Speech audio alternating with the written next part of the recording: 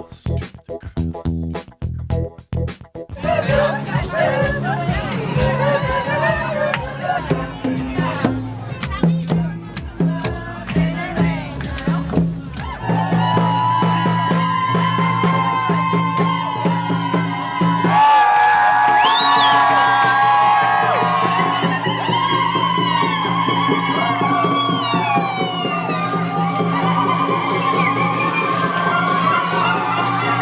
Hey everybody, it's Sonia. I'm here at the P9 Metro at the Big O for the Quebec Debout March today. That is Stand Up Quebec, and let me tell you, there are so many people, and even in the Metro already, everybody was so excited. It was like a party in the Metro car. I'm going to take you along with me today and show you what's going on here in Montreal. If you like the video, please hit like for me, leave me a comment. Thanks for your support on Patreon, and let's go see what's happening today. Already there's people as far as the eye can see. This is a big one. Here's our famous Big O. As you can see, there's a massive crowd from one end all the way to the other. They said they were expecting 100,000 people to show up. They have built this as specifically not an anti-vaccination protest. It's an anti-police state pandemic measures protest, and apparently Skye is going to be here and supposed to be speaking. To say this is an anti-mask or even an anti-curfew protest would be a gross oversimplification. To understand why people are out here today, you need to understand a bit about what these people have been living with for over a year now. In the level 4 maximum alert zones, there has been a curfew. No one has been allowed to leave the house from 8 p.m. to 5 a.m. since January. Travel to yellow and green zones is prohibited. Indoor and outdoor gatherings in private homes are prohibited. Funerals are limited to a maximum of 25 people. The same goes for places of worship. Restaurants, dining rooms are closed. Bars, breweries, taverns, and casinos. Bar activities are suspended. No sports competitions or spectators are allowed. You have to wear a mask while participating in contact-free sports outdoors. Only residents of the same address may occupy a unit in a tourist accommodation.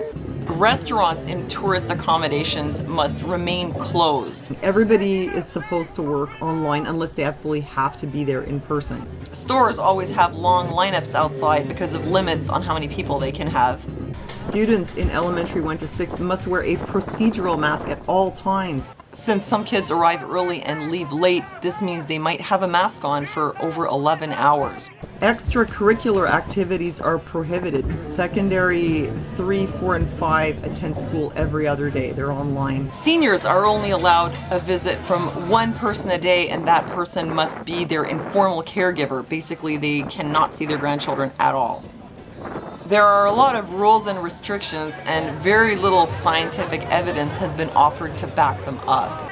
At the same time, our government has been talking about rolling out vaccination passports as well as abolishing parental rights. These Quebecers are saying no to lockdowns, no to curfew, no to health passports, no to mandatory vaccinations, no to discrimination and violence against protesters, and no to removal of parental rights.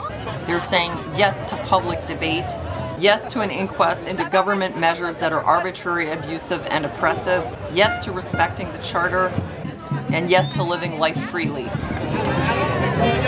The vibe is super good. Everybody is so happy. It's a beautiful day. Everybody's happy to be outside and be together. It's just awesome.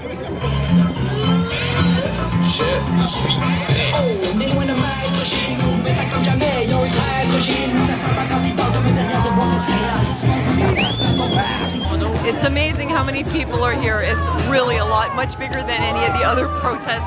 It really feels like all of Quebec showed up, and it's amazing how incredibly energizing it is. You know, it puts in perspective how totally exhausting and demoralizing the situation has been with all the measures, and just how incredibly alive you feel when you can just be around other people and be free. It's just such an amazing vibe today.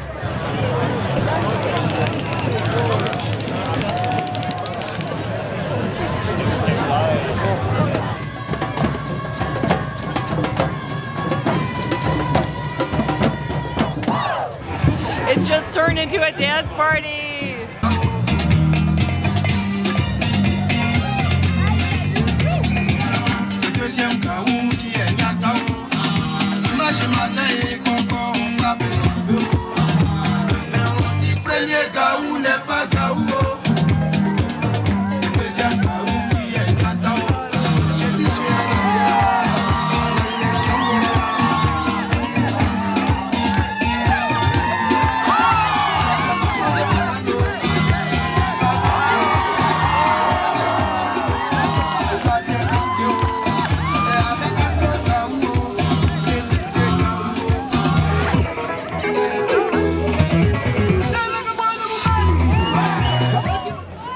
not seen Skye all day. I was starting to wonder if he was even there, or maybe he had been picked off and arrested early on.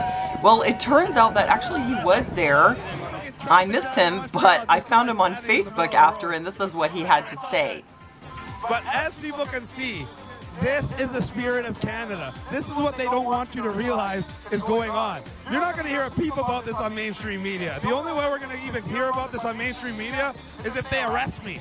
And then you're going to hear Skye got arrested in Montreal. They're not going to talk about the 250,000 people on the streets saying exactly the same things that I'm saying. They're not going to talk about how all these people want their freedoms back. They're not going to talk about how the majority of Canadians feel the same way, but they're just too afraid to speak up. No, they're going to want you to believe that you have no choice but to listen to what they say. Well, everybody, you got to know that you could just say no.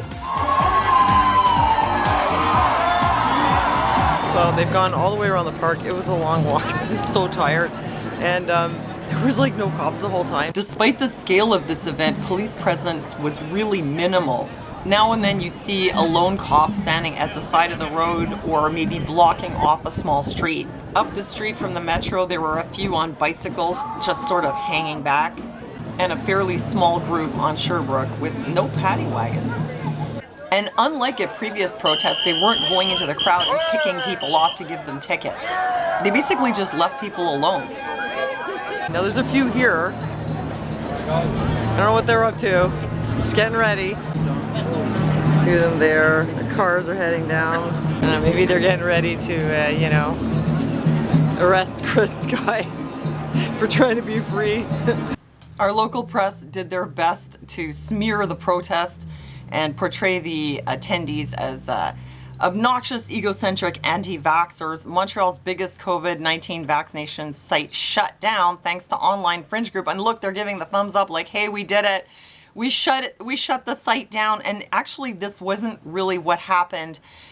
The protest was up the street from the vaccination site. It didn't actually go anywhere near it or involve it.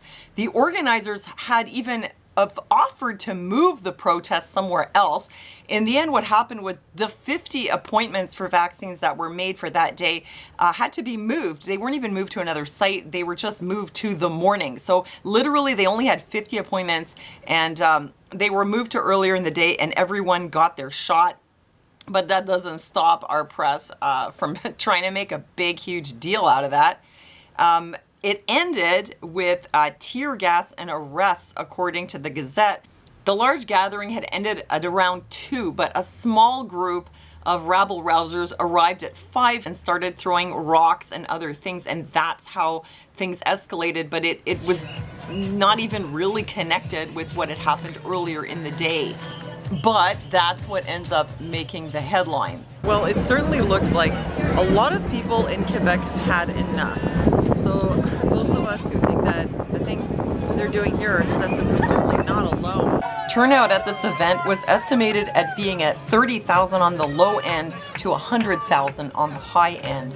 Our government has been automatically renewing the state of emergency and extending drastic public health measures without debate, even as vaccination rates reach 30% of the population and new daily cases are as low as 1 in 20,000 in Montreal. It seems like no matter how things improve, they refuse to ease up on us. Quebec is saying they have had enough of this indefinite authoritarian rule and they want to get back to life. So that's going to be it for me. It was a good experience. It's cool to see people standing up and saying, you know, hey, this is getting ridiculous. Nice to see like-minded people. And I'm glad that I was able to share this experience with you. It really was great. Very, very good vibe today. So thanks for liking the video and leaving me a comment. Thank you again for your support on Patreon. So that's it. Thanks for coming with me. Vive la liberté au Québec. Thanks for joining me, and I'll see you next time.